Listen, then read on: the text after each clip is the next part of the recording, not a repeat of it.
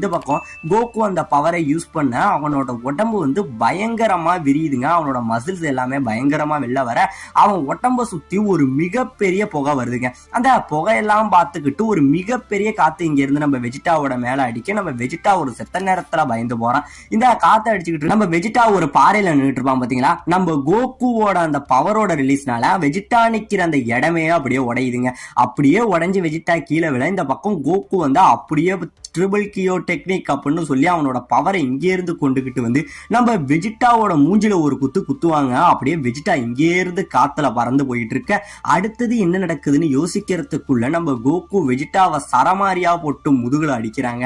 நம்ம வெஜிடா இங்கே இருந்து அடிச்சு பறந்துகிட்டு இருக்க வெஜிடா என்ன பண்றான், அவனோட பவர் லெவல்னால நம்ம கோகுவை அடிக்க ட்ரை பண்ண நம்ம கோகு அதை அழகா டாச் பண்ணிட்டு மறுபடியும் நம்ம வெஜிடாவை போட்டு அடிக்கிறாங்க. இப்படியே நம்ம வெஜிடாவை போட்டு பயங்கரமா ஒரு உதைக்க இங்கே இருந்து வெஜிடா பறந்து போய் பக்கத்துல உள்ள பாறையில சொருகிடுறாங்க.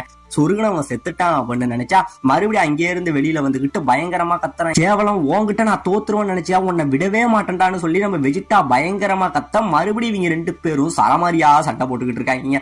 இப்படியே சரமாரியா சண்டை போட்டுக்கிட்டு இருக்கா. அப்பயுமே நம்ம வெஜிடா தாங்க அடி வாங்கிக்கிட்டு இருக்கான். நம்ம கோகு என்ன பண்றான், இங்கே இருந்து நம்ம வெஜிடாவோட வயிற்றுல வலுவான ஒரு குத்த இந்த இடத்துல நம்ம வெஜிடா அவன் வாயிலிருந்து ரத்தத்தை கொப்பளிக்கிறாங்க. ஆமாங்க, அவனால ஒண்ணுமே முடியல, அப்படியே நிலவொழிஞ்சு போறான். இப்ப இங்க நடக்கிற சண்டை எல்லாத்தையுமே நம்ம